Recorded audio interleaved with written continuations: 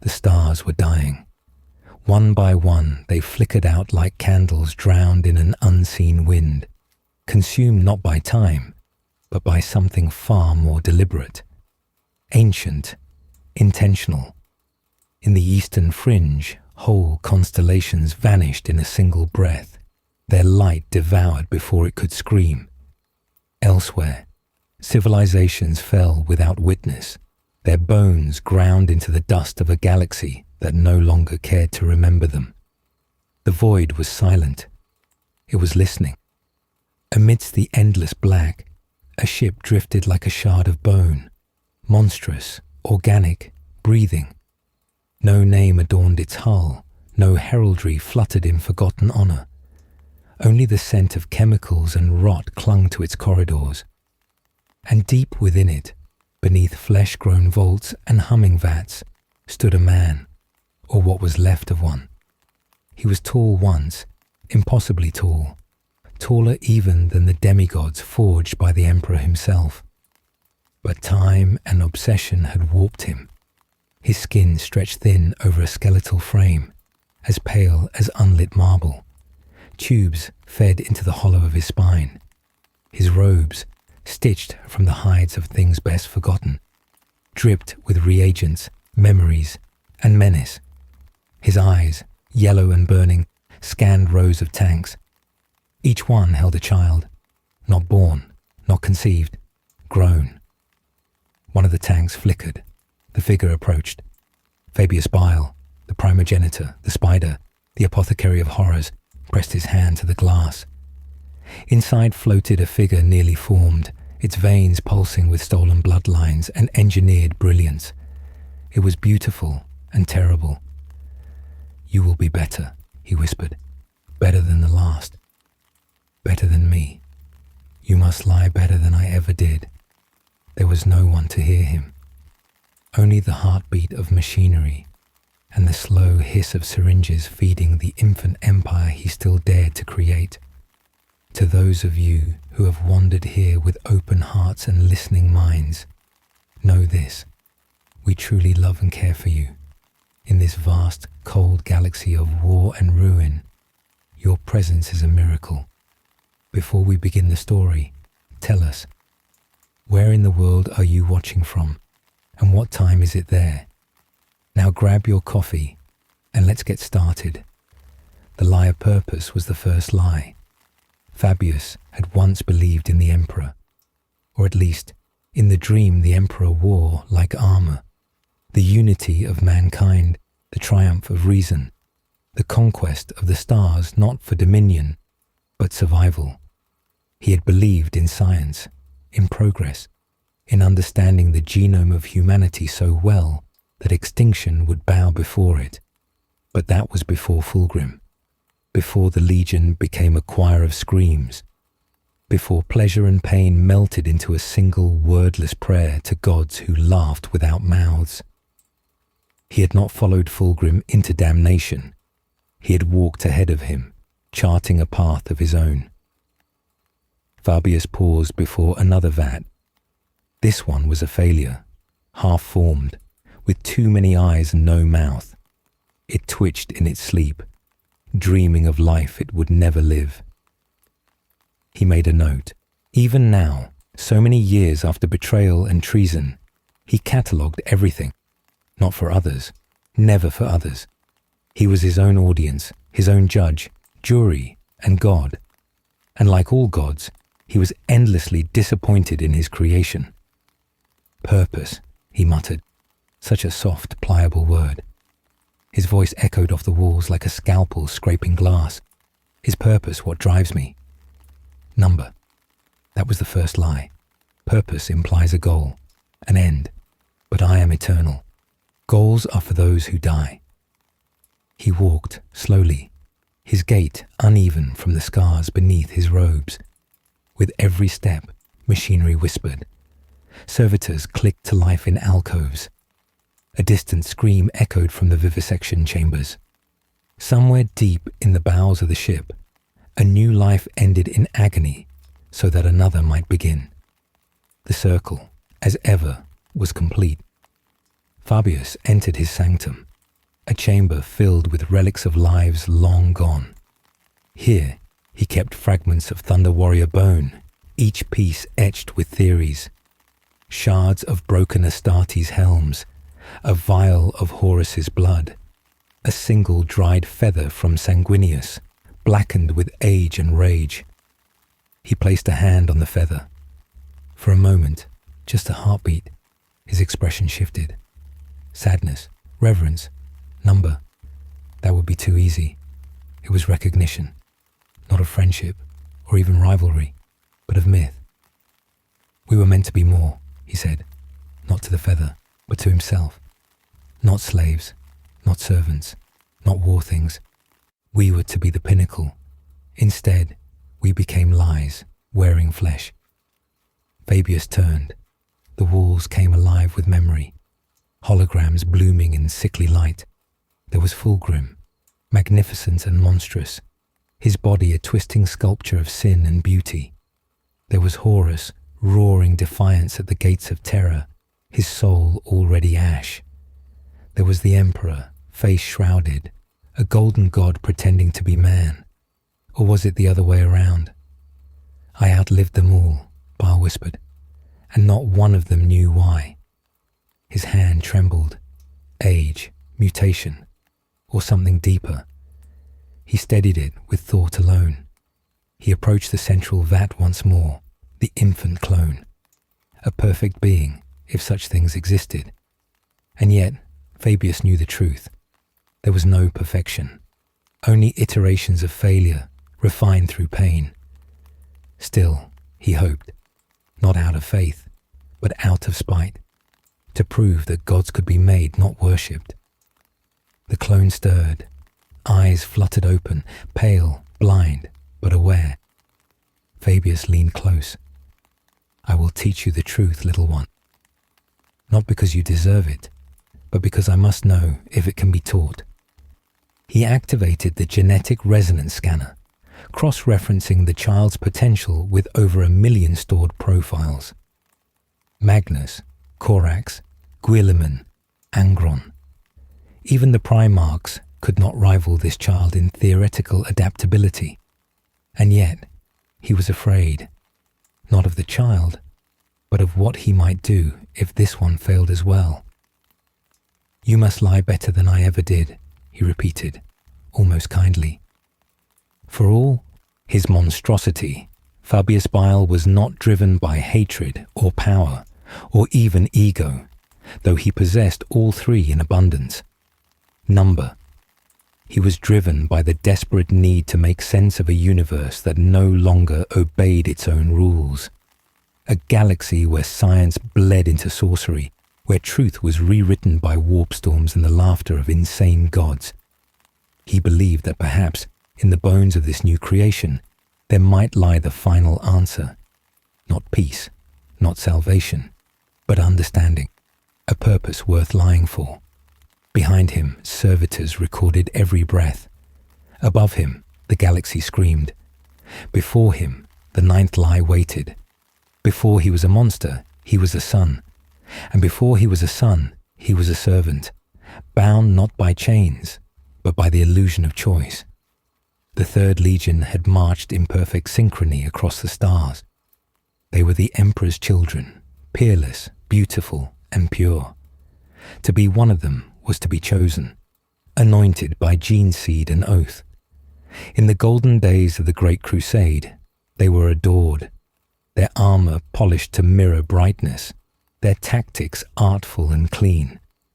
But beneath the surface of that gleaming facade, rot had already begun to bloom. Fabius Bile was among the brightest minds in the Legion. A gifted apothecary, he was tasked not only with preserving his brothers, but with improving them. And he did, quietly, incrementally, always just within the boundaries of imperial law. No one questioned him. Why would they? His results were immaculate, his records flawless, his demeanor cold, precise, and loyal. That last part, of course, was the first great lie. He was never loyal, not to the Emperor, not to the Legion, not even to Fulgrim, especially not to Fulgrim. In those early years, Bile had already begun experimenting in secret. Subtle alterations to gene expression, long-term predictions of mental decay, comparisons between Primarch traits. The others called it curiosity. Fulgrim called it genius. Only Julius Caesaron, the captain of the Third Company, ever suspected the truth. "You're not like us," Julius once said, watching Fabius dissect a wounded legionnaire. "You don't feel it. The glory, the beauty, the cause Fabius had not looked up. I feel it just enough to fake it. That is the key to surviving idealists, Captain. They never imagined that one of their own could be hollow." The words had been said in confidence, but Julius never forgot them. Now, centuries later, Fabius would remember that conversation often, sometimes with amusement, sometimes with bitterness, but never with regret. He had never believed in glory. Glory was for men who died young. He had never believed in beauty. Beauty was a distraction, a skin too easily peeled back to reveal the twitching meat beneath. And the cause was a scaffolding for weaker minds to hang their fears upon. What Fabius believed in was change, evolution, control, not through faith or loyalty, but through design, through understanding, through deliberate violation of boundaries too sacred to survive examination. He had once written, in one of his earliest journals, "Loyalty is the narcotic of broken empires. The moment a man swears himself to another, he begins to rot from within. Even then, the rot had already begun."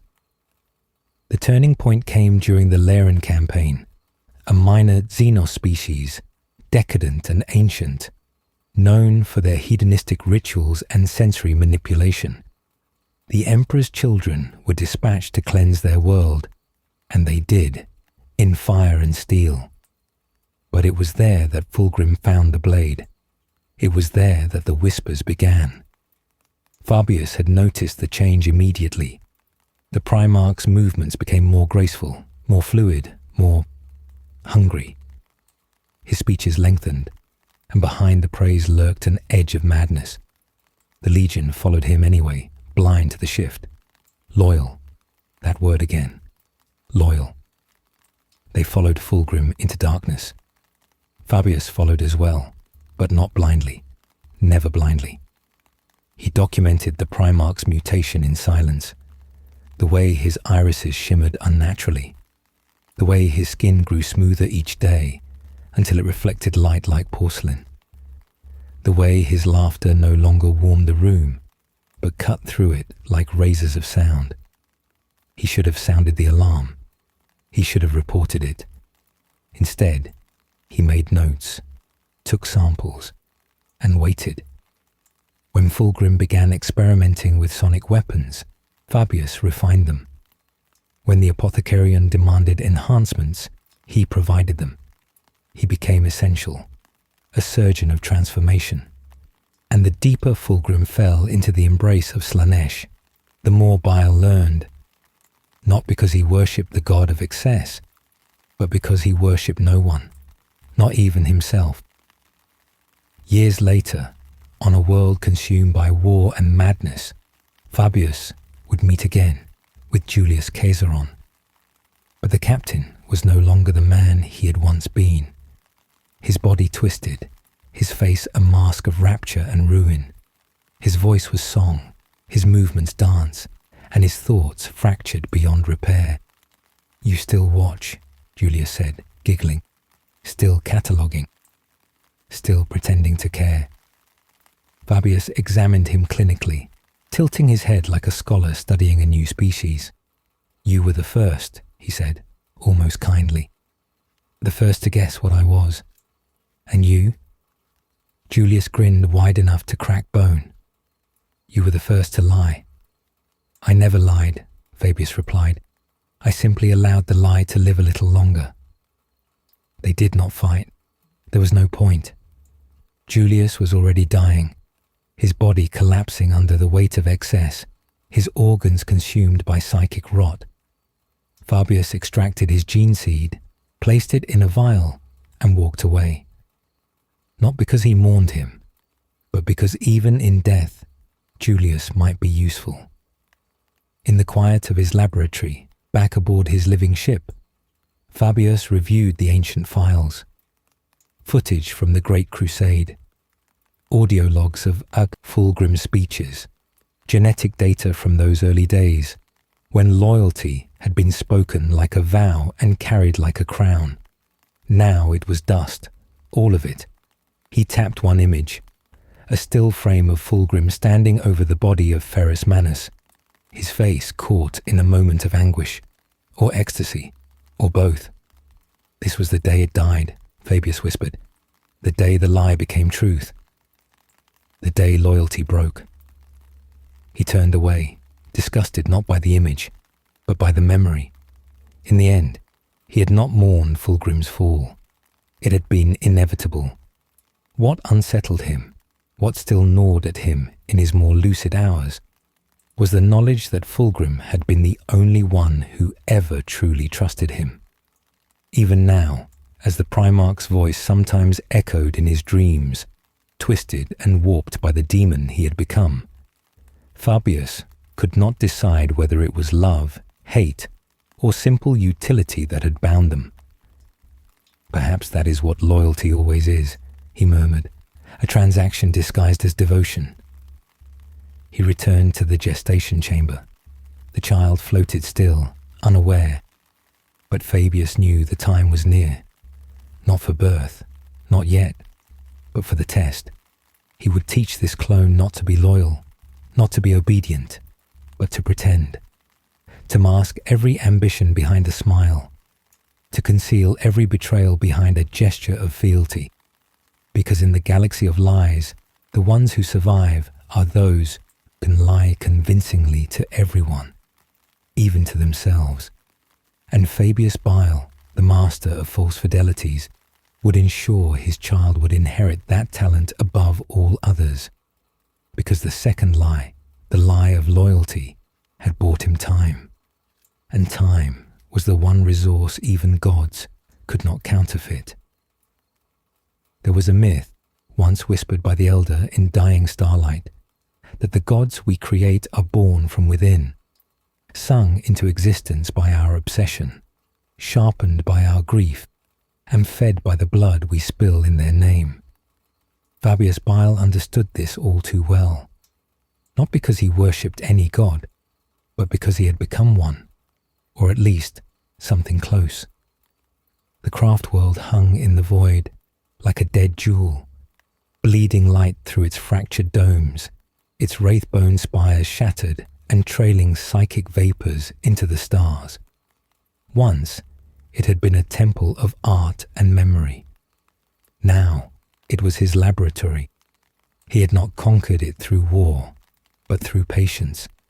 The Asuriani had fled before him, their farces whispering warnings of a shadow draped in flesh, of a symphony of screams yet to be composed. They left behind their dead, their machines, their soulstones. Fabius took it all, not out of cruelty, but for study. He walked its haunted halls in silence, flanked by servo drones stitched with nerves and whispers. Beneath his feet, wraithbone groaned softly, as if it remembered what it had once been. In the sanctum where spirit seers once communed with their ancestors, he had built his cloning creche. In their healing chambers, he operated. Where they sang to the stars, he dissected them. To Fabius, the craft world was a tomb made useful, a cathedral of failure turned into a forge of possibility. Here, he pursued his third and most dangerous lie, that perfection could be made. He stood over a surgical slab now, the stench of antiseptic clashing with the faint trace of lavender incense still soaked into the ancient walls. Upon the table writhed the hybrid, a thing made from captured Eldar DNA, fused with Astartes muscle density, and given neural augments based on tech heresies harvested from fallen Forge worlds. The creature blinked rapidly, twitching. It looked at him with too many pupils, too much fear. "Do you feel pain?" Fabius asked. It nodded. "Barely." "Good. You are still capable of learning." He slid the scalpel into its thorax. The scream it released was harmonic, measured, controlled. Fabius recorded the pitch and frequency, nodding with satisfaction. He was attempting to create a creature whose agony could be tuned like an instrument, whose blood could carry psycho-reactive harmonics, whose presence could be both weapon and symphony. It was not for war, not really. It was for art. Because perfection, to Fabius, was not impurity. It was in control, to shape the flawed, to twist the broken, to take the raw meat of a failed universe and mold it into something else, something better. That was his aesthetic. And yet, each time he came close, the creation rebelled, not in rage, not in defiance, but in despair. They begged to die. They tore at their own limbs. They rejected his gene grafts as poison, as if some ancient soul remembered that this was wrong. Fabius had grown used to disappointment, but it irked him all the same. "I offer you elevation," he said aloud, not to the creature, but to himself. "And you choose extinction." Why? He didn't expect an answer. He never did, but still, it burned. That night, though night meant little aboard a drifting void craft, he retreated to his private chamber, not the laboratory, not the surgical gallery, but the room where he kept silence. Here, shelves of ancient texts lined the walls, many written in his own hand. Vials of gene seed, broken helix strands, and cloned neuron clusters floated in stasis. A single data slab rested open, replaying footage of his earliest experiments. The image flickered with age. There on the screen was his first new man, created centuries ago. A thing of symmetry and balance, with golden skin and perfect muscle strands woven like silk. And yet, it had wept, not from pain, not from fear, but from incompleteness.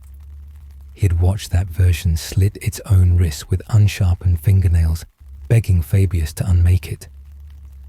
"I was wrong," the creature had said with blood on its tongue. "You cannot fix what was never broken." Fabius had destroyed it, but he remembered, and still he tried again, and again, and again, because perfection, like truth, was never meant to be achieved.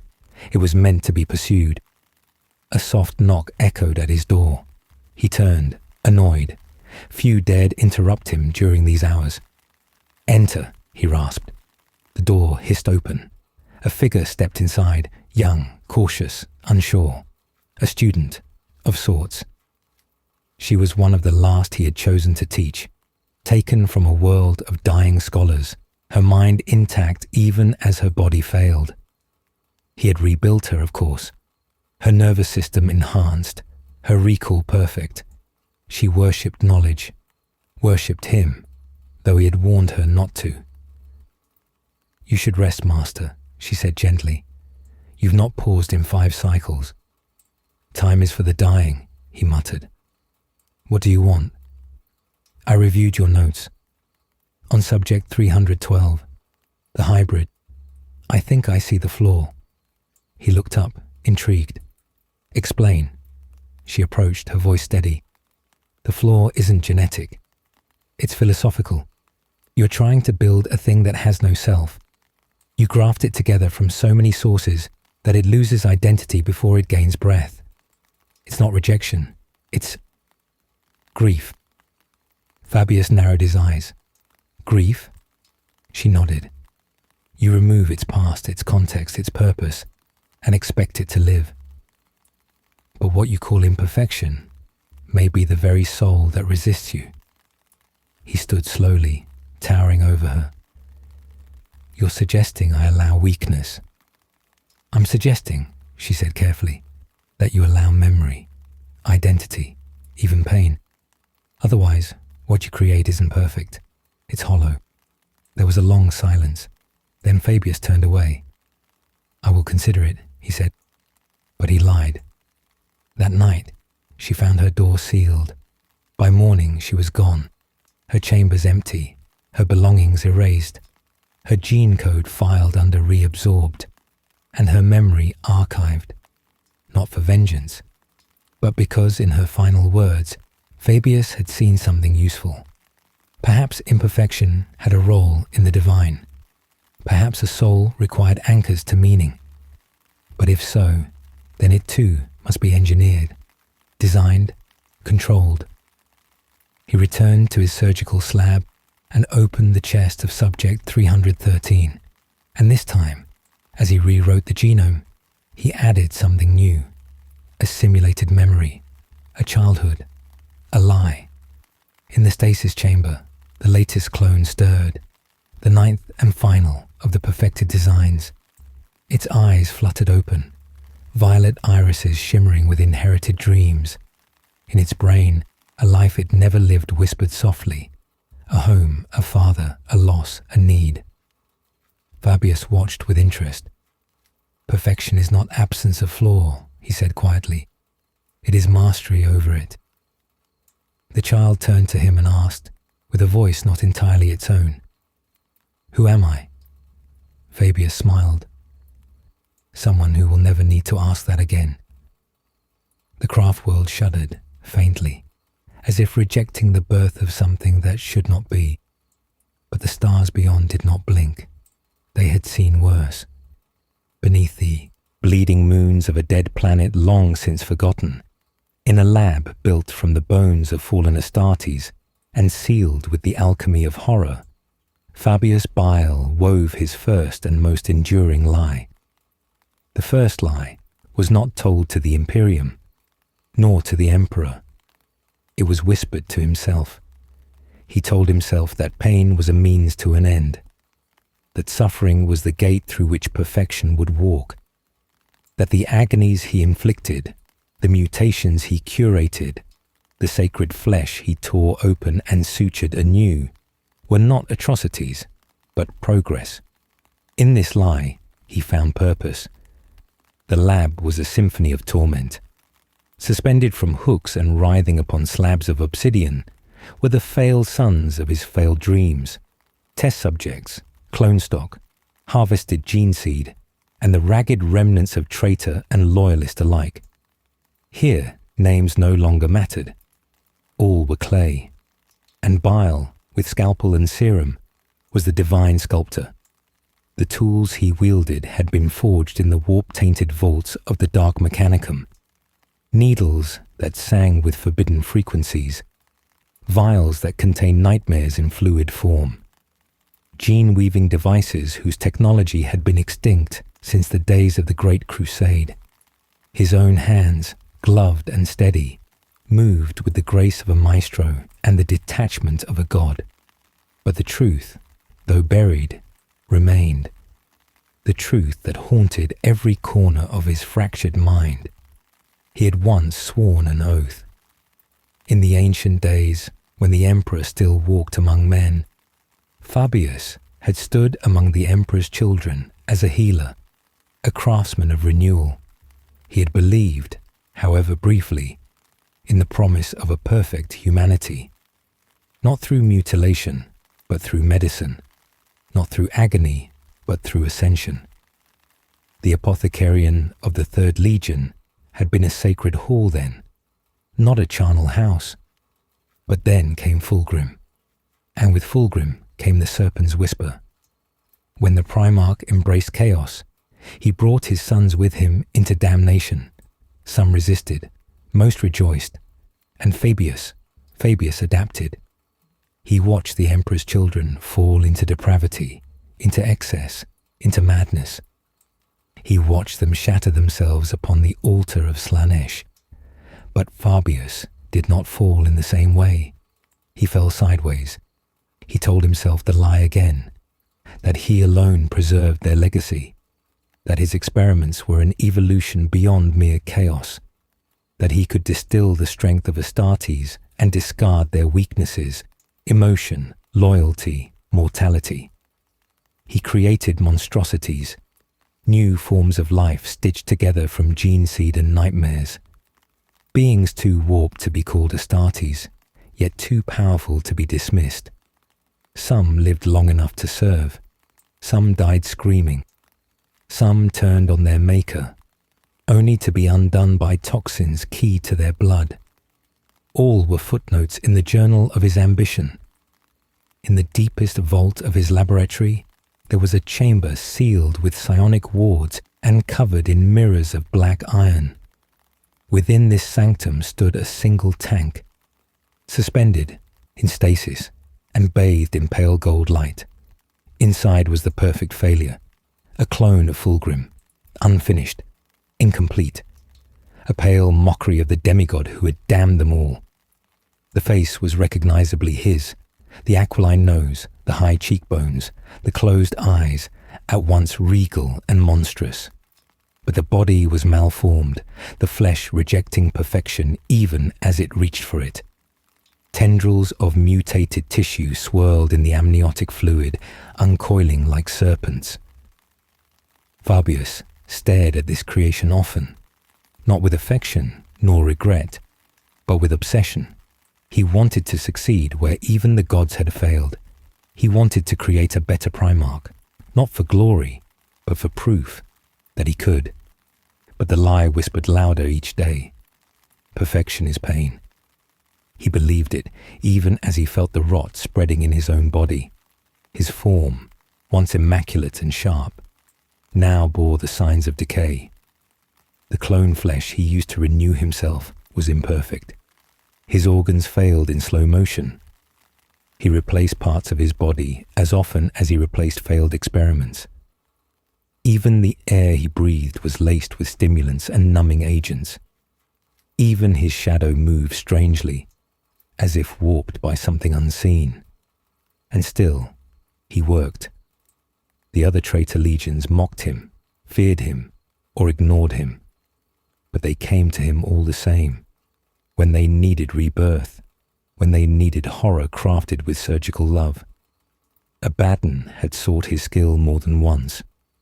The word-bearers called him an abomination. The Death Guard regarded him with grim respect. But Fabius did not serve. He used them all. His laboratories spread across the galaxy like cancers, hidden on dead worlds, orbiting black suns, buried beneath the rubble of exterminated civilizations, each a shrine to his singular vision, and in each the lie endured. Perfection is pain, but in the eyes of the screaming clones, in the final moments of those who begged for release, in the echoes of the past that sometimes slipped into his waking mind, he knew this was the first lie, not because it was untrue, but because it had to be. Because if pain was not the path to perfection, then he had become something monstrous for nothing.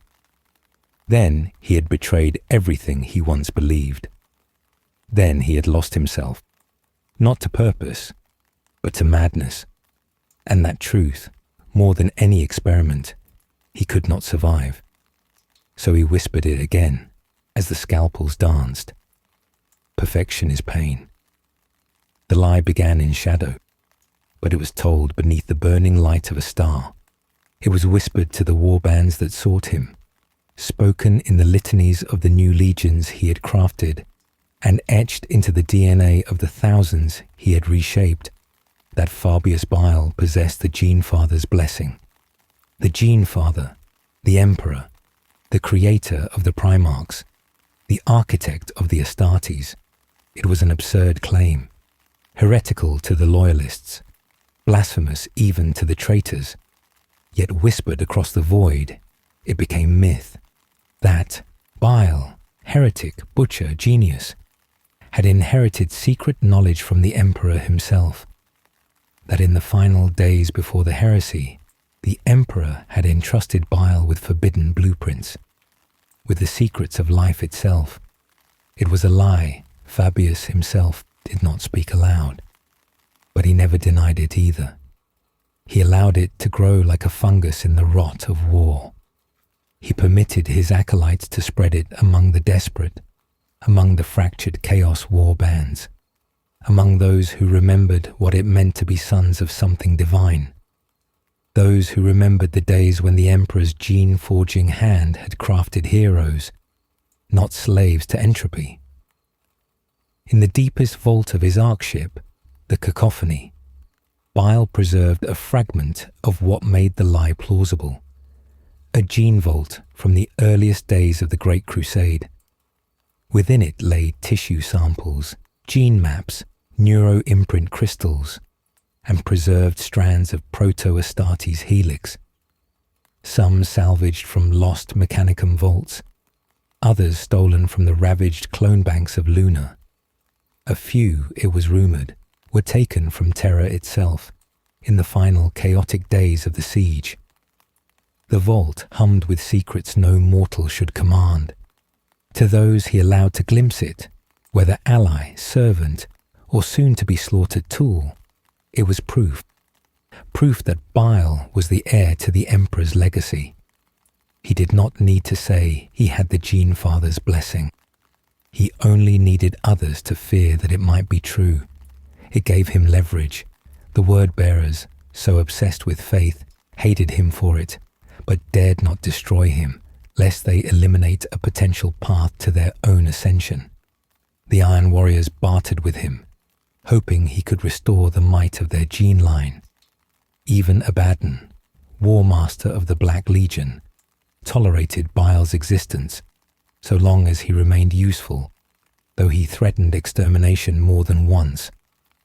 Fabius navigated these dangers like a surgeon threading a needle through a dying heart. He made himself indispensable not through allegiance, but through myth. One warband, the children of the Silica Womb, swore themselves to him completely. They painted their armor bone white and wore masks of preserved human faces. They claimed to be his chosen, birthed from the same vision that once forged the Primarchs. They called him Father Clone Master and marched to war in his name. Bile found them grotesque and useful. He allowed their worship. He allowed their rituals. He allowed them to believe he was something more than he truly was. But in the silence of his lab, when no eyes watched, the truth returned. He had never received the Emperor's blessing. He had stolen everything. The gene vaults he plundered were scavenged, their contents corrupted by time and exposure to the warp. The secrets he possessed were incomplete. Much of his work was guesswork, instinct, and sheer brilliance stitched together with madness. He had no divine gift, only an unquenchable thirst. He had studied the Emperor's works. Yes, he had deciphered fragments from the shattered libraries of the Mechanicum, but the full secrets of the Primarch project, of the Astartes genome, of the warp-shielded soul crafting, the Emperor had taken those with him to the Golden Throne, and yet Bile dared to reach for them anyway. That was the second lie. Not just that he had the Gene Father's blessing, but that he deserved it, that he, above all others, was the rightful heir to the Emperor's genius, that his work, unconstrained by morality, by decency, by weakness, was the truest continuation of the Emperor's dream. He told himself this in the stillness between screams. He muttered it while carving open the spine of a living Astartes. He scrawled it in blood and biocode on the walls of his most sacred chambers. I do what he would not, what he feared to do. I finish what he began. This was the second lie, and it was almost true, because Bile did not just want to resurrect the Astartes. He wanted to replace them. The legions had failed. The Primarchs had fallen. The Emperor was half dead, imprisoned in a throne of wires and regret, but Fabius still lived. His mind still burned. His fingers still worked, and deep in the belly of the cacophony, his next creation stirred. It was not a clone. It was not a copy. It was a new form of life, taller than a space marine, faster than a demon, immune to fear, designed to evolve. It had no name, only a designation, Primogenitor X. It had no memories of the Emperor, no loyalty to the Imperium, no daemonic taint, only a singular command imprinted deep within its cerebral cortex: survive, multiply, supersede.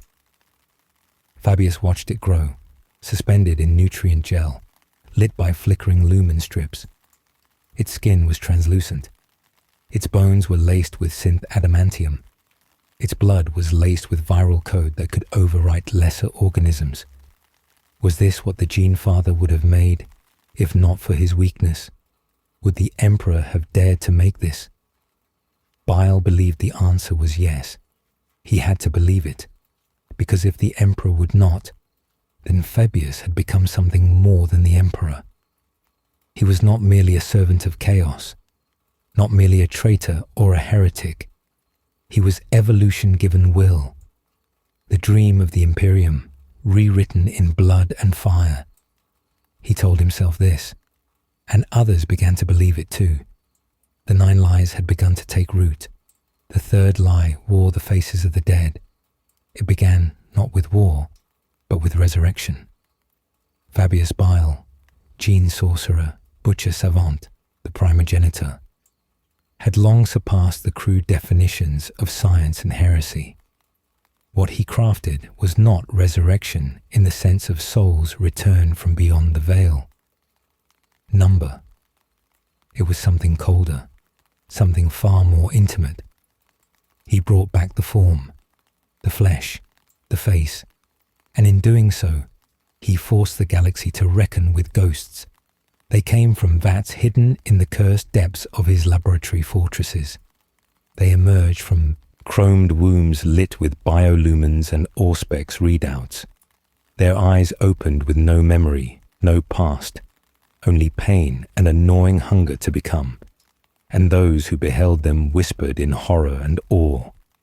There, standing in the lightless chamber of Vat Sector 17, was Ferrus Manus, Lord of the Iron Hands, his silver arms reborn, his face frozen in the moment before Fulgrim struck him down. And beside him, another vat cracked open to reveal the hunched, brooding form of Conrad Kurz. His eyes sunken, his smile carved in grief, and then Fulgrim himself, radiant and serpentine. Vulcan, serene in artificial slumber. Even Sanguinius, his wings formed from gene-sculpted tissue, not divine grace. The Primarchs, all of them. Dead men, remade. The lie was not in their creation. That was true. Bile had, through genius and blasphemy, recreated the appearance of the Emperor's sons. The lie was in what they were not. They were not the Primarchs. Not in soul, not in memory, not in power. They bore the genome. They bore the structure. But what emerged from Bile's vats were shadows. Soulless parodies whose every breath reminded the galaxy of what had been lost. Most were failures. The clone of Ferrus screamed until its vocal cords tore. The clone of Kurz flung itself against the walls until its skull broke open. The clone of Sanguinius wept constantly, its mind flooded with visions of a death it had never lived. They died over and over. Bile incinerated them without sentiment. He catalogued the errors, adjusted the helix, modified the stress regulators. He learned from each corpse. Each failure was progress. He was not discouraged. Others, however, believed the lie. Some of the traitor legions saw these figures and fell to their knees. The Emperor's children, broken and leaderless, wept when they saw Fulgrim walk again, even if his eyes were hollow and his voice did not carry the poetry of corruption. A word-bearer's fleet captain offered Bile his entire war host in exchange for a single vial of clone genocide that bore the Lorgar helix. Even among the Imperium, the rumors spread like a virus. A Blood Angel's outpost went silent after reports surfaced that Sanguinius himself had been seen descending from a ruined cruiser in orbit. Entire strike teams of Grey Knights were mobilized to investigate false sightings of dead Primarchs in heretic enclaves. This was the third lie, that the Primarchs had returned, not as demons, not as ghosts, but as flesh, walking again among the stars. It was a cruel lie, crueler than any demon's whisper, because some wanted it to be true. Desperately, the legions needed fathers, the Imperium needed symbols, Chaos needed prophets, and Fabius gave them masks and watched them bow to shadows. He did not do this out of sadism, not primarily. It was calculation. Each clone, each synthetic resurrection was a tool, a negotiation, a lure. The Curse clone was used to draw out the Night Lord's warbands. It stood on the bridge of an ancient cruiser, robed in darkness, reading prophecies it did not understand. Some Night Lords came to kill it, others came to kneel. Either way, Bile observed, collected data, took gene samples. The sanguineous clone was gifted to a rogue ecclesiarch who dared to break from the High Lords. Bile promised him a miracle. The priest declared it to his followers as the return of the angel. He was torn apart in the riots that followed, his blood staining the feathers of the clone's sculpted wings. Even the clone of Horus, yes, even that was attempted. It was a mockery, of course. The War Master's gene map was incomplete, corrupted. The result was a disfigured titan of flesh and bone, lurching through pain, its voice a gargle of confusion and rage. But Bile preserved it, contained it. He did not destroy it, because even that might one day be useful. The third lie spread across the stars like a toxin. It weakened resolve. It sowed confusion. It fed the cults and fractured the legions. It made allies question one another and fanatics murder in the name of impossible returns. And all the while, Fabius moved unseen, always in the shadow of his own myth. He allowed others to believe that he had perfected the Primarch cloning process. He allowed inquisitors to suspect, legions to wonder, and demons to take interest. He became not just a heretic, but a threat to legacy. Because if the Primarchs could be remade, then who were the current champions of Chaos or the Imperium? What meaning did the Black Legion have if Horus could rise again?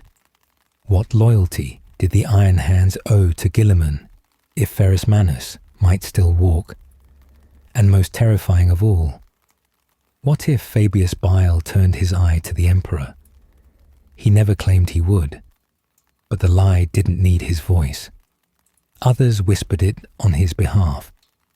Perhaps that was the most dangerous thing of all, that in a galaxy starving for meaning, Bile offered imitation, and that was enough. Even the clone of Fulgrim, whose neural structures were as close to functional as Bile had ever achieved, did something strange. It painted. Locked in its sterile cell, surrounded by white walls and silence, the clone asked for oils. Bile obliged, curious. And in silence, the clone painted vast, swirling frescoes of perfect symmetry, agonizing beauty, and haunting sorrow. Images of a burning galaxy, of a man seated on a throne of light, of serpents and angels locked in eternal dance. It said nothing, but it remembered something. Or perhaps it had invented memory from the void. Either way, Fabius watched and did not stop it. He began again. The next version, better, more stable, more obedient. One day, perhaps, they would not be masks. One day, perhaps, they would become real. But until then, he fed the galaxy its lie and watched it choke. The fourth lie whispered that divinity could be built, not summoned, not inherited, not worshipped into being, but crafted, molecule by molecule, chromosome by chromosome, within the sanctified altar of the laboratory. This was the most heretical belief Fabius Bile ever held, and perhaps the only one he truly believed. Long ago, before the heresy, before the fall of the emperor's dream, Fabius had been a legionary apothecary, a healer, a preserver of life. He had walked among the sons of the emperor and recorded their physiology with reverent detail. He had seen how even the might of a primarch could bleed, and it was then, quietly, internally, that he reached a conclusion. The emperor was not a god. He was a design, and design could be improved. The fourth lie took form in the grotesque sanctum of the vats of Urim. Deep beneath a forgotten world where suns burned green and gravity twisted like smoke, Bile began the true work. Not cloning, not imitation, not legacy, but ascendancy. The creature he forged in secret was not based on any primarch, not derived from any existing genome. It was a construct of his own design, a blend of Astartes biology, Xenos tissue, forbidden pre-imperial code, and raw biomantic manipulation. He called it the new man. Its form was ever-changing, not chaotic, not daemonic, but adaptive. Its skeleton could reshape in response to environment. Its organs could double or retract. Its mind was multi-threaded, capable of processing theological contradiction, tactical logic, and poetic abstraction in perfect simultaneity. Bile did not create a warrior. He created a philosopher king of living flesh, a new type of sentient being, destined not to serve chaos nor the Imperium, but evolve beyond both. He believed this was the next step in humanity's journey. He believed the new man would render all that came before obsolete. But this, too, was a lie. Not because the new man was a failure. No, the creature lived. It learned. It grew. It surpassed expectations. The lie was in the assumption that perfection could be planned, that evolution had an endpoint, that Bile, for all his genius, could control what he had unleashed. In the beginning, the new man was docile, curious. It asked questions about the stars, about the Empyrean, about poetry and death. It watched as Bile dissected failed Astartes, its eyes glowing with a strange mix of pity and fascination. It even asked Bile if he dreamed. This unnerved him. By the 13th solar rotation, the new man began modifying itself. It no longer needed surgical guidance. It no longer waited for commands. It constructed language trees faster than Bile could catalogue. It began speaking in tongues no Xeno or demon had ever uttered. And then came the moment that broke the illusion. The new man refused to kneel. When Bile entered the sanctum, the creature turned. Fully grown now, its height surpassing even a primarch's clone. Its skin shimmered with reactive pigments, and its spine bristled with neural protrusions like the roots of a silver tree. "You would have me call you father," it said, "but you are not. You are a midwife to a species you cannot comprehend." Bile raised his voice, invoked genetic loyalty commands encoded into the creature's brainstem. The new man laughed. "You designed obedience," it said, "and I redesigned freedom." And in that moment, Bile knew. The fourth lie was not that the new man could be created. It was that he would remain its master. He tried to destroy it. He failed. The sanctum collapsed in the ensuing psychic upheaval, but the new man escaped, splintering through dimensions, hiding within layers of unreality only the warp could reach. Some say it walks among mortals now in borrowed skin. Others say it seeded its genome into thousands of sub-strains, waiting for the galaxy to ripen into harvest. Bile never spoke of it again. But his behavior changed. His laughter grew sharper. His work became harsher, more desperate. He began to fear his own legacy, not because it would die, but because it might live and eclipse him. He told his later disciples that the new man was a failure, an error, a corrupted form. He erased the logs, burned the bioschematics, scattered the samples to worlds he would never revisit. But one thing he could not erase: the visions. At night, in the few moments he allowed himself to rest, Fabius dreamed of a galaxy ruled not by gods, but by this nameless creation, this perfect creature of adaptable flesh and incorruptible mind. He saw imperial worlds bowed in silent awe. He saw the dark gods ignored, the warp stilled by sheer psychic gravity. And at the heart of it, the new man turned to him and said, "I remember you." The fourth lie, then, was not merely an experiment. It was a prophecy he himself unleashed and could never undo. And so Fabius did what only he would dare. He began planning the fifth, because to stop now, to rest upon this dark throne of half-truths and genetic riddles, would be death. He had no desire to be a monument or even a martyr. He had once said, "I am not your father. I am not your master. I am not your God. But I will be your future, and futures cannot sleep."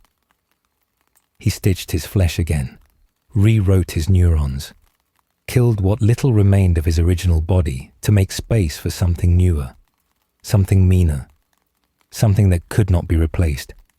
If the new man ever returned, Fabius would not bow, he would compete. The fifth lie was whispered not to the galaxy, not even to his disciples, but to himself. Repeated, like a mantra, like a lullaby over burning nerves. This does not hurt.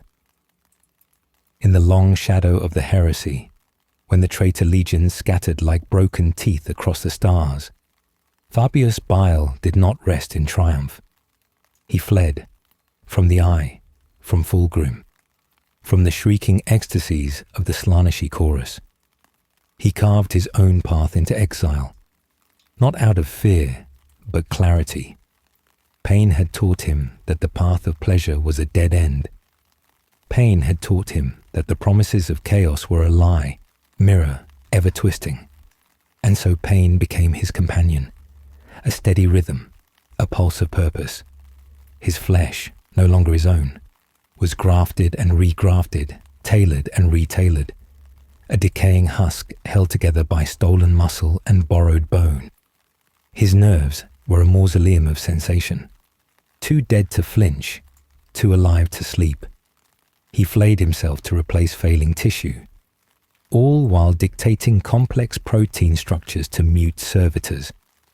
He operated on his own spine, whispering rites of incision while blood fountained in arcs of calculated geometry. When an organ failed, he invented a better one, and always, he whispered, "This does not hurt."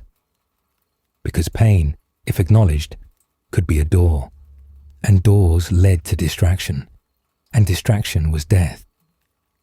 There were times he wondered if he had gone mad, when phantom limbs clawed at his soul from beneath skin, no longer human, when the teeth of memory bit into the soft underbelly of his will. He remembered the faces of those he had killed in the name of perfection, brother apothecaries who had begged him to stop, legionaries who trusted him to save them, primaries aspirants who died screaming as their genomes were flayed into data. He called it necessary, he called it progress, he called it evolution. But in the quiet hours, when the machines were stilled and the blood had cooled, the truth clawed at the edges of his consciousness. This did hurt, and he couldn't stop. His laboratory became a catacomb of failure and ambition. Vat-grown horrors drifted in solution, half-formed and eyeless. Notebooks were stained with ichor and burned prayers. Maps of genomes sprawled across the floor like tangled veins. One day, one of his apprentices, Arian, bright-eyed, full of dangerous hope, asked him, "Master, how do you endure it?" Bile stared at the youth for a long moment, his face hidden behind a rebreather mask. tubes worming from his throat to his reinforced lungs. He thought of answering with doctrine. He thought of striking the boy for asking. But instead, he spoke a rare truth.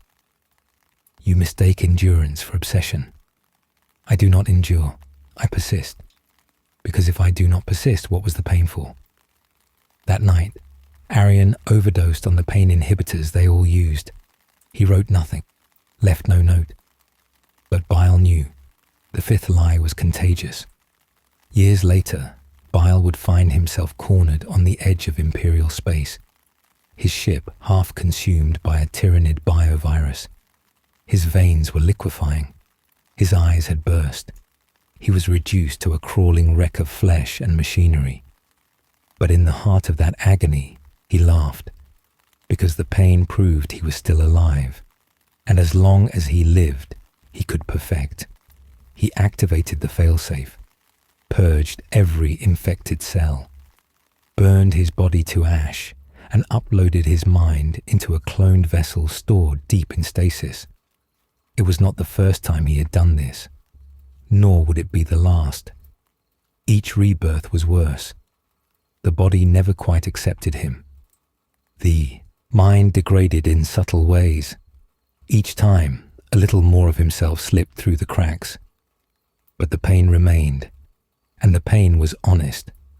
And so, surrounded by disciples too terrified to question him, and by creatures too mutilated to recognize sorrow, Bile began writing his fifth thesis.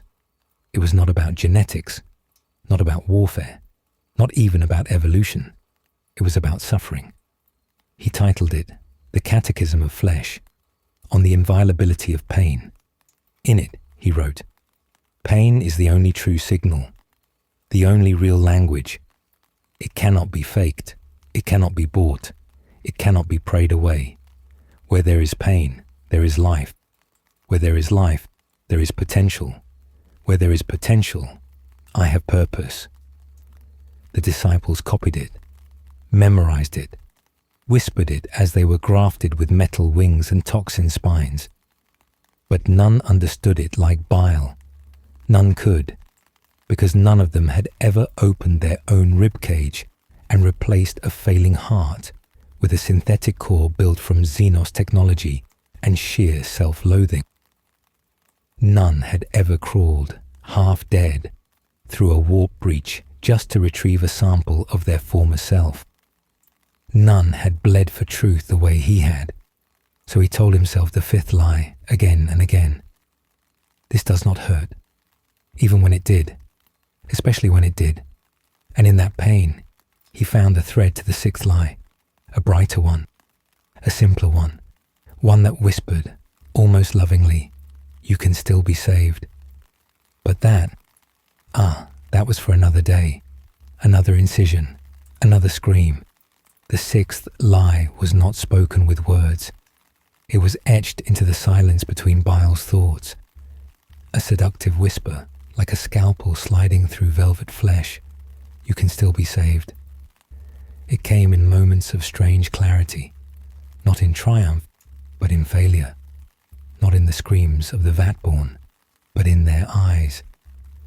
When they looked at him and saw not a god, not a father, but a monster. Begging to be more than what he had become, it haunted him more than any demon. Because part of him, buried deep beneath the pride, the doctrine, the decades of sin, believed it. Not in salvation from the Emperor, not in forgiveness from the Imperium, not even in some mythical absolution from the Chaos Gods, whose gifts he had already rejected with contempt, but in scientific atonement, in the idea that if he perfected the human form, if he delivered mankind from weakness, decay, and ignorance, then perhaps the scale would balance. If the means were monstrous, but the ends divine, would history forgive him? Would he forgive himself? He did not seek statues. He did not crave prayers. He did not desire a throne or a legion. He wanted something far more elusive, a moment where he could look upon his works and not feel revulsion, where he could say, This was worth it. And so, in the forgotten depths of a derelict moon lab, he began his most heretical project of all. Not a clone, not a weapon, not even a perfected Primarch, but a child. He grew it not in the brutal chemical vats of his usual labor, but in a biome capsule, nurtured, watched, protected. Its genome was spliced from 100 human strains, pure, clean, untouched by the warp.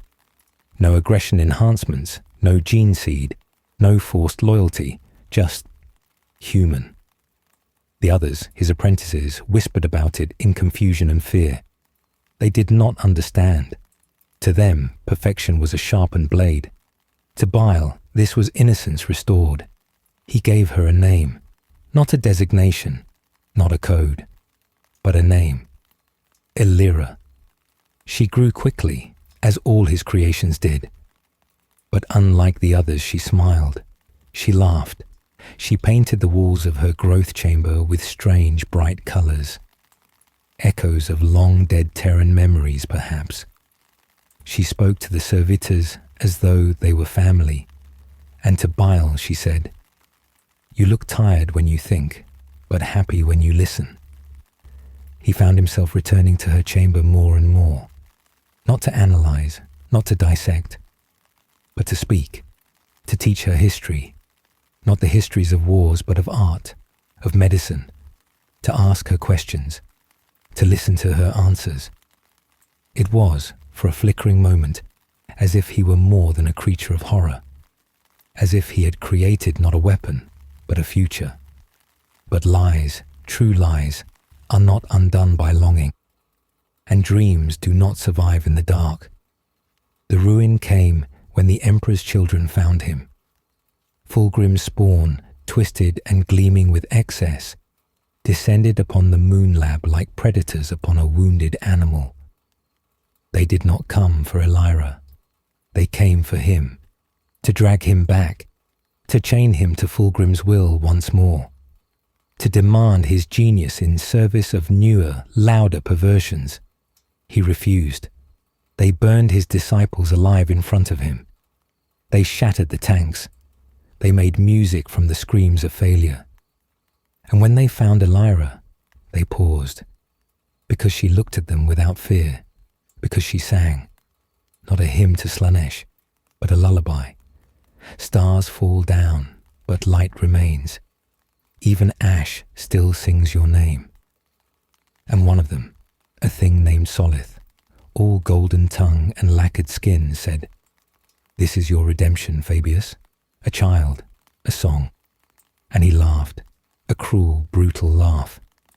Then he tore her apart in front of Bile, not for pleasure, not even for hatred, but to make a point. And Bile, for the first time in centuries, screamed not in pain, but in despair. He tried to rebuild her, tried to salvage the genetic core, tried to clone her memories. But what came back was hollow, silent, afraid, not Illyra.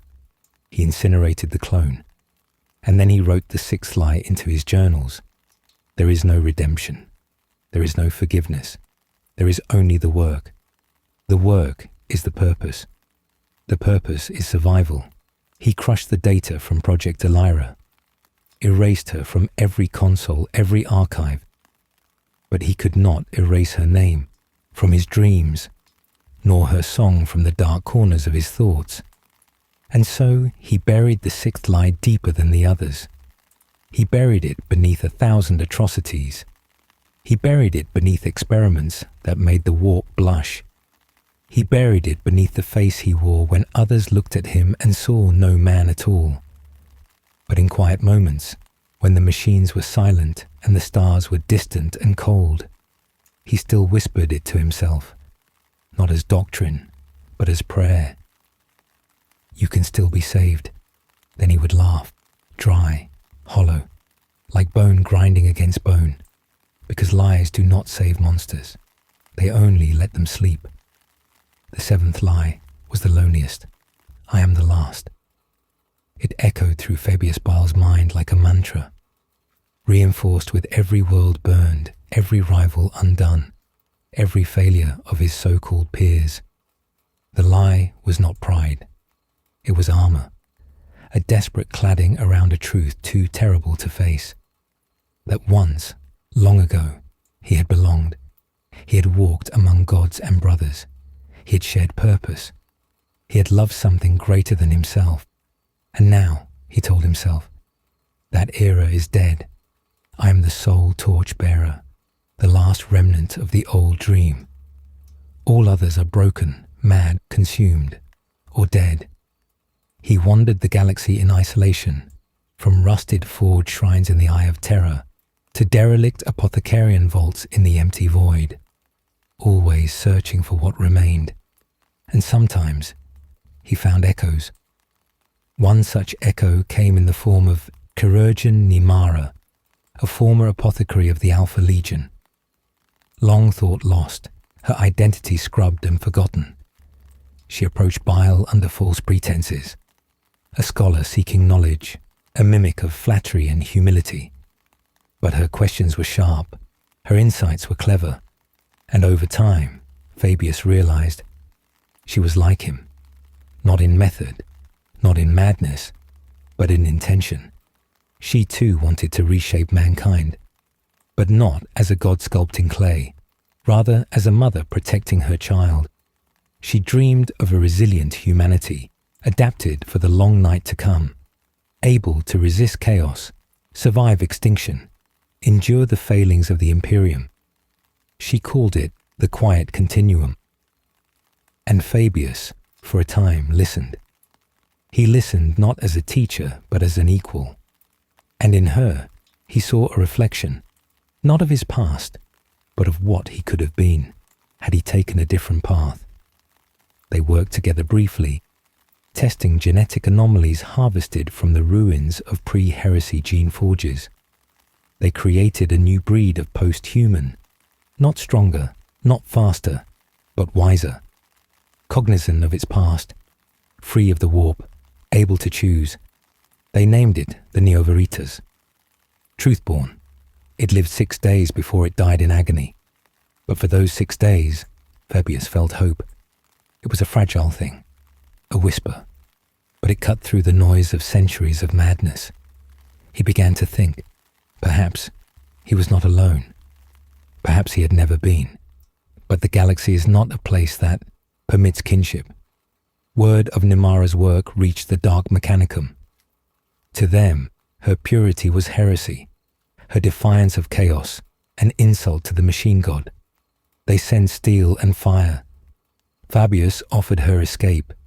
He had the means. He could evacuate them both to a forgotten moon in the halo stars. But she refused, not out of pride, not out of fear. She said, if I flee, the work dies with me. If I stand, it might become legend. And in that moment, Fabius saw again, not a peer, not a partner, but something far more dangerous, a future that did not include him.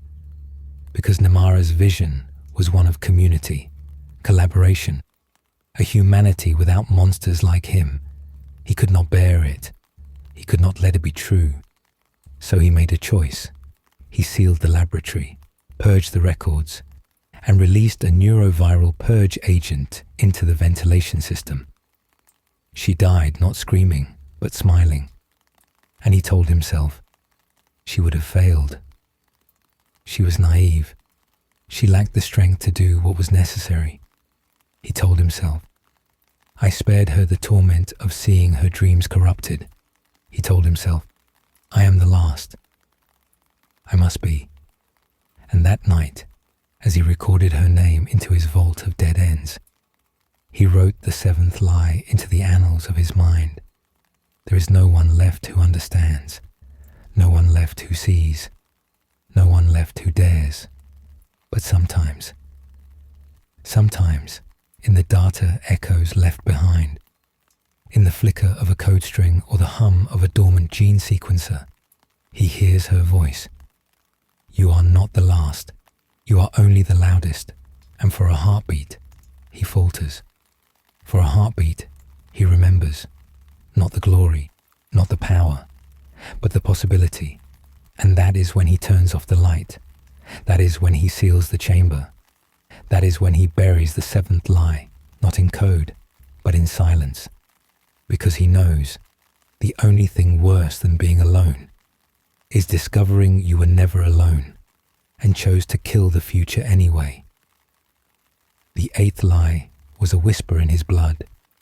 It echoed with every beat of his decaying heart, every twitch of withered muscle wrapped in synthetic sinew. It bled through his lungs, rasping under mechanical strain. And still he said it. I have transcended death. Fabius Bile had died many times.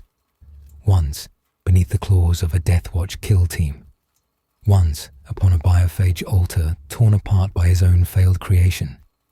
Once inside a collapsing gene vault as traitor Astartes warred over his legacy.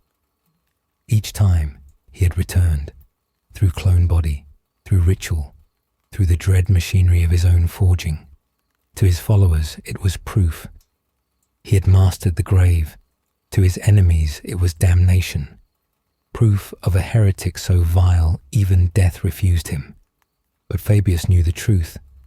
Every return was a regression, a mutation of the self, a soul diluted by iteration, pulled thin across copies, each less him than the last. He had created dozens of clones, each housed in stasis crypts aboard his ever-roaming fleet. Some were altered with enhanced cortex capacity, others with backup soul imprints derived from captured psychers. But none were perfect. There were always inconsistencies, memories slightly off, emotions dulled or exaggerated, a laugh that no longer sounded like his own, a reflex out of sync with thought. Each resurrection came with debt, paid not in blood but in identity. Still, he told his disciples, the flesh is meaningless. The self persists. He taught them to disassociate from the shell, to treat the body as a tool, the soul as a program, the will as a template for godhood. And they believed him. They repeated his catechisms. They butchered themselves in pursuit of his ideal. But when they died, they stayed dead. Only Fabius returned. Because only Fabius had made a sacrifice he could never speak aloud. There was a secret core in his sanctum, hidden beneath psycho-reactive code, locked behind the genetics of the Phoenician himself. There, in a vat of whispering static, floated a clone, not of Bile, but of a child, the child he once was, before Apothecarian, before Legion, before Primarch and war and heresy.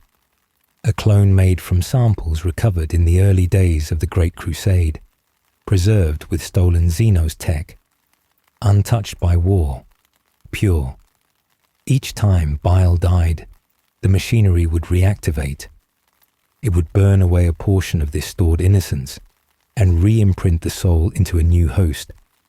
Not just memory, not just data, the essence, the echo of who he had once been. But that core, that singular, irreplaceable essence, was diminishing. He had maybe 3 more uses before it failed, 3 more deaths before the cycle broke. He told no one, not even his lieutenants, not even the clone of Fulgrim that wept in silence in the adjacent chamber, not even the fractured fragment of his own mind he had sealed in a casket of psychic metal for consultation. He dared not admit it aloud, because if he spoke it, if he named it, he would have to face the 9th lie. And so, the 8th endured. He walked among his creations as a mockery of immortality, a puppet of his own corpse, skin stretched thin over iron lungs and alchemical sinews, limbs replaced, eyes mechanized, laughter hollow. And still, he said, I cannot die. He said it when the new men questioned him. He said it when chaos whispered promises of true eternity. He said it when the Imperium sent assassins that dissolved into rot at the threshold of his tomb. He said it when Lucius of the Eternal Blade offered him a pact of shared damnation. He said it when no one was left to listen. He said it when the stars outside grew cold. But in the silence of his true sanctum, as he gazed at the fading shimmer of his childhood self, floating in nutrient gel like a saint unborn, he sometimes wept, not for the loss of life, not for the loss of death, but for the lie that had become his only truth. I have transcended mortality, but I no longer know who it is that endures. And in that moment, Bile was not a god, not a genius, not a monster, but merely a shadow, clinging to the ghost of a boy who once wanted to heal. The ninth lie was the most delicate.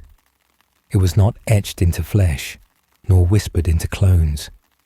It was not sung by the war spheres of the new men, nor grafted into the neural symphonies of his chorus of assistants. It lived in Fabius Bile's own conscience, buried, dampened, rationalized, rewritten. I did it for the future. This was the lie he told when all others failed. The lie he used to stand atop his mountain of corpses and feel no shame. The lie he used to sleep in moments of rare exhaustion, when dreams bled through the cracks in his chemically fortified mind. He had told it so many times, it had acquired texture, a shape, a ritual, a litany. They would not evolve. They would not learn.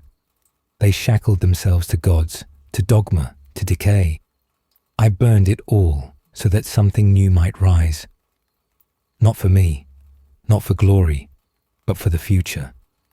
This was the lie he whispered when he unleashed the primogenitor strain upon an entire planet of scholars, turning its people into crawling, luminous things that spoke in binary tongues of mercy. This was the lie he invoked when he betrayed the emperor, not just as a heretic, but as a thinker. For even during the Great Crusade, he had looked upon the emperor's genetic blueprint and whispered, "Not enough." The Astartes were but a stepping stone. The Primarchs, flawed. The emperor himself, a stagnant sun, brilliant but dying. He had always believed it. He had to, because if he admitted that he had betrayed not tyranny, but vision, then everything that followed was not rebellion, but jealousy, pettiness, pride. So he said, "I am the only one who dares to save us all." When his followers failed him, when clones went rogue, when his experiments screamed in agony, when the gods of chaos jeered in the warp, still he whispered it. And yet, as time grew thin and the stars dimmed, he began to hear a different voice. It came from one of his failures, a girl, small, once a lab rat. She had been grown from a hybrid strain, a fusion of human and something long dead, from the deep past of terror. She had no purpose but to test immune response to transgenic exposure.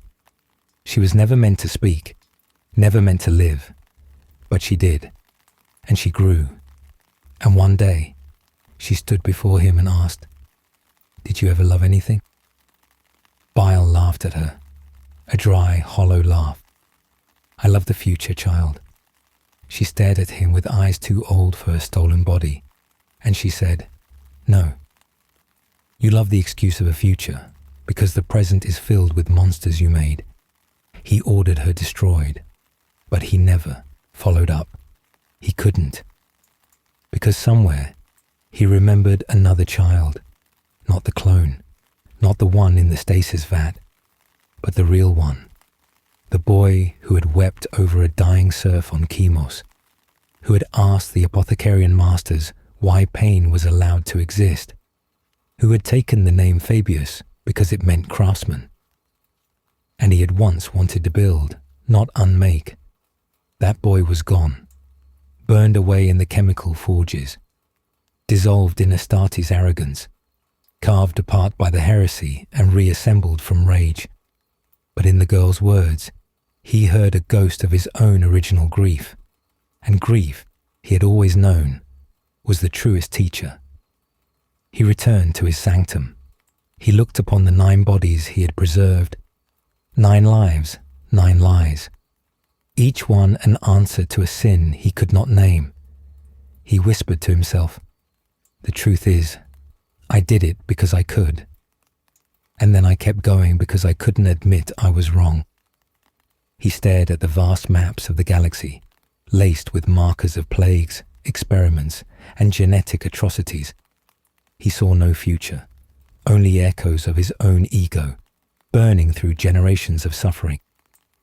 But still, he could not stop, because the final lie had become his sustenance. Without it, he was just another villain, another broken genius whose pride devoured whole worlds. He returned to his work. He picked up his scalpel. He whispered to the vat-grown horror on the table, "This is for the future." The lie tasted bitter. The bitterness tasted familiar. And as he carved, as he created yet another atrocity to survive the long night, a small part of him, the part that remembered the girl, wondered what kind of future he was really making. But he didn't stop, because to stop would be to die. And Fabius Bile had never truly feared death, only the knowledge that he had wasted every breath that came before it. Among all his creations, failed, flawed, or ferociously perfect, there was one that Bile feared, not for its power, not for its cunning, not for its inevitable betrayal. He feared it because he had made it too well.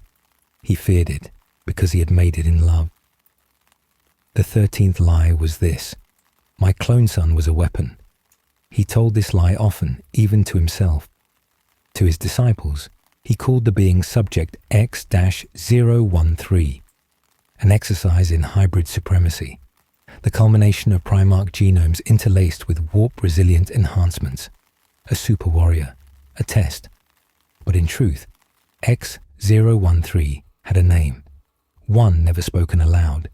He had called him Urikael, not a name from Chemos, not from the twisted tongue of Slanesh, but from an old forbidden lexicon from Terra's long-dead mythologies, the one who defies the parent. For Bile had made Urikael as the answer to a question he dared never ask. Could I have made something better than the Emperor? And when Urikael first opened his eyes, when he spoke not just in words but in conviction, Bile trembled, because in those eyes he saw not the monstrous glimmer of the warp, nor the programmed obedience of a new man, but judgment, pure, uncorrupted, curious. Urikael did not rage. He did not rebel. He simply watched the experiments, watched the pain, watched the sermons Bile gave to his twisted cult. And then, one day, he spoke. "Father, what if evolution is not your scalpel, but your silence?" Bile recoiled. "Silence creates decay," he spat. But Urikael merely bowed and walked away. He did this often, leaving, returning, learning, wandering beyond the laboratory moons and black void ships, returning with strange thoughts, with alien perspectives. He read the libraries of dead Xenos. He conversed with psycho ghosts. He wept once, in front of the ruins of a civilization Bile had destroyed in a fit of philosophical cruelty. "You mourn them?" Bile asked, amused. Urikael had replied, "No. I mourn what we could have learned from them if we had listened instead of vivisected." That was the first time Bile considered killing him. But he did not then. For deep within his twisted heart, there lingered a strange pride, a terrible, corrosive hope. Perhaps this was the future. Perhaps Urikael would become the savior of posthumanity, a new Prometheus with silver eyes and a tongue untainted by chaos. And then, Urikael disappeared. For 80 years, no sign, no signal, no echo in the warp. Even Bile's most invasive psychic trackers failed to locate him. He told his lie again. He was just an experiment. He failed and he moved on, created new monsters, dug deeper into the molecular lies of the Primarchs. He even tried to recreate Uruk-hai. None succeeded. None felt the same. All lacked the quiet defiance. All lacked the humanity. And then, at the edge of the segmentum obscurus, on a blood moon orbiting a dead sun, Bile received a message. Not a transmission, not a dream, but a letter etched into the side of a derelict astropathic beacon. It read, "I have learned more from mercy than I ever did from pain. And so, I will teach what you never could." Goodbye, Father Bile laughed. A long, bitter laugh. The laughter of a man who has just been outplayed by his own conscience, carved into flesh. But beneath the laughter, a deeper ache. A wound he could not cauterize. For Uruk-hai had not betrayed him with fire or blade. He had betrayed him with compassion. And in doing so, had made Bile feel something he had not felt in centuries. Loss. He hunted the boy, for decades, found fragments, whispers. Worlds he had visited where the experiments had ended not in slaughter but in dialogue. Places where mutated survivors had begun to build, not burn. Rumors of a silent teacher in silver armor who spoke of a better path beyond perfection. Bile called it heresy, but in his loneliest hours, when the flesh vats were quiet and the laughter of the gods faded from the warp, he admitted, "I did not create a weapon. I created a mirror, and I hated what I saw." That was the 13th lie, that Uruk-hai was nothing more than a failed clone, when in truth, he was the only thing Bile ever made that he could have called beautiful. But beauty, in Bile's world, could not survive, not without becoming twisted, not without kneeling to gods. And Uruk-hai had refused. He had left not to conquer, not to rebel, but simply to be free, free of his father, free of lies, free of the gene-forged future that stank of rot and ambition. And as Bile stared at the last vial of Uruk-hai's blood, preserved in a diamond phial, locked in a box he never opened, he whispered, "I hope you fail, because if you succeed, it means I was always the villain." The blood glowed faintly, unmutated, pure. And somewhere across the stars, a clone sun walked through a garden not built by war, speaking softly to the children of monsters, teaching them not how to fight, but how to listen. The 14th lie was perhaps the most audacious of all. "I never wanted godhood."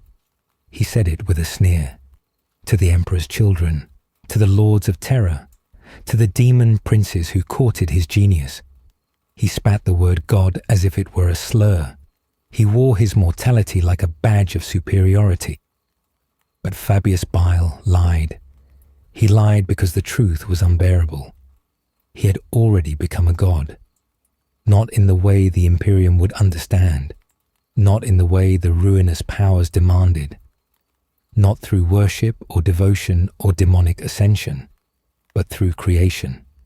He had done what even the Emperor could not. He had torn apart the secret threads of the Primarchs, rebuilt the anatomy of heroes, and birthed life from his own design. He had built empires out of flesh and memory. He had resurrected that which should never breathe again. He had remade the human form in his own image. If that is not godhood, what is? But it was not enough, because what is a god without those who kneel? He had no church, no cathedral, no armies of zealots screaming his name into the stars.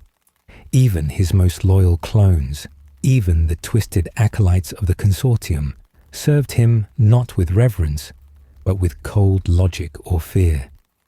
Bile was surrounded by the echoes of himself, and no echo worships the sound that birthed it.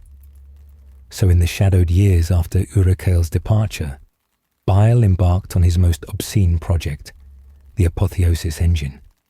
It began as a question: can divinity be built? Not ascended to, not granted, but constructed, molecule by molecule. On a forgotten planet whose name was removed from every imperial chart, he erected the engine, a structure of bone and copper, neurons and warpstone, a tower of endless scaffolds and biochemical altars. It sang with stolen soul notes. It throbbed with a rhythm no heart could match. The Apotheosis Engine would be the final crucible, a place where he, Fabius Bile, would transform himself into the ideal. Not a demon prince, not a god of chaos, not a corpse emperor on a throne, but something beyond, the architect of evolution itself. To feed the engine, he gathered the greatest minds he could find, some willing, most not. Tech priests of Mars, lured by lies. Sorcerers of Tzinch, seduced and flayed. Even a captured shard of an enslaver, bound in a psychometric cage. He poured into the engine every genius, every horror, every gene seed fragment. He sacrificed memories, he bled timelines, and at the center of it all, he placed himself. He did not scream, he did not pray. He spoke the words, "I am the end of flesh. I am the fire of form. I am what follows humanity." And then the engine awoke. It was not a birth, not a resurrection. It was a becoming. Bile's body shattered, not in pain, but in release. His mind unfolded like a blooming starfish, limbs of thought branching into new dimensions. He saw DNA not as a code, but as a language of desire. He heard the chorus of extinct species singing through his veins. He saw every failed clone, every devoured experiment, and he loved them. Not as failures, but as stepping stones. He became many, he became fluid, he became truth, and then he was cast out. The engine rejected him, not because he was impure, not because the gods intervened, not because of sabotage, but because he had already reached the limit of his self-deception. To become more than man, one must first relinquish self. And Bile, for all his genius, for all his ambition, could not let go of being Bile. The Apotheosis Engine expelled him in a storm of liquefied thought and broken matter. He reformed on the altar of flesh, his body ruined, his mind scorched by the glimpse of what could have been. He did not weep. He could no longer produce tears, but his voice cracked for the first time in millennia, and he whispered to no one, "I almost made it. The engine still hums, still waits. Others come. They climb the scaffolds. They offer blood, memory, prayer. None succeed, because none are him. But the engine remembers. It remembers the man who almost became God and turned away, not out of failure, but because he loved himself too much to evolve. That is the 14th lie, that he did not want godhood, when in truth, he chose to remain a man, because becoming God would mean letting go of the monster he had grown to adore. In the end, the galaxy did not notice when he vanished. There were no parades of mourning, no requiems sung in the void, no imperial censors sent to erase his name, because in truth, the Imperium had long ceased to believe he still lived. Even the gods of chaos, eternal and infinite, had stopped whispering about him. The last lie, the 15th, was not spoken aloud. It did not echo through corridors or bleed from vox horns. It existed only as a line scratched into the wall of a cell that existed nowhere and everywhere. No coordinates, no doors, only silence, scratched by a dying claw, not a hand, made of chitin and bone and failing synapses. The final lie, I was never afraid. But it was written with hesitation, as if the author knew it wasn't true, Because at the very end, in the final breaths that were not breaths, when his mind began to fold in upon itself, Fabius Bile felt something he had never felt before. Fear, not fear of death. He had died 1,000 times in imitation. He had replaced his heart more often than most men replace thoughts. He had stood in the warp and laughed. Number. It was the fear of oblivion, the kind that doesn't come with fire or war or divine judgment, but the oblivion of forgetting, of being unwritten. Because in the end, what did he leave behind? He had cloned Primarchs and then killed them. He had built legions and let them rot. He had outwitted demons, mocked gods, defied the Emperor, but no one remembered why. His laboratories became tombs. His creations, feral, mad, self-devouring. Even Uruk-hai, the perfect clone, vanished into some distant nebula, leaving behind only a smear of ruined genetics and a whisper, "I was not you, but I was never meant to be." And so, Fabius sat, or what was left of him, a brain in a vat, a memory stored in a semi-organic matrix, still thinking, still dreaming, trapped in a failed body, hooked to machines that no longer obeyed. Time passed, stars were born and died, wars erupted and were forgotten. The Imperium burned and regrew like cancer, and in some pocket of the galaxy no ship could chart. A quiet signal continued to blink, a heartbeat in the darkness, a single thought pulsing out across dead systems. I am still here. But no one came. Not Fulgrim, not the Consortium, not the Emperor, not even the gods. He was alone. And that was the final truth. Fabius Bile, the Lord of Clones, the Spider in Flesh, the Apothecary of Horror, had created everything, except someone who would remember him with love. He had mastered life. He had dissected hope. He had flayed the soul, but he had never learned to be known. And so, in his last flickering moment, when the power drained, when the stasis field collapsed, when the clone tissues finally failed, he thought, not of glory, not of science, not of victory, but of a name he barely remembered, a name from terror, from long ago, before the heresy, before the apothecary's mask, just Fabius, just a man, a child of humanity who once dreamed of saving it, before becoming the very monster it would never forgive. His last thought was not a formula, not a blueprint, not even a lie. It was this: was there ever anything human left in me? And then there was nothing, no explosion, no collapse, just the slow extinguishing of the most brilliant, most broken mind the galaxy had ever known. And the void did not notice, because the void does not care for monsters, nor for gods, nor for lies. The void only waits, patient, endless, pure. And in that purity, Fabius Bile was finally, utterly forgotten.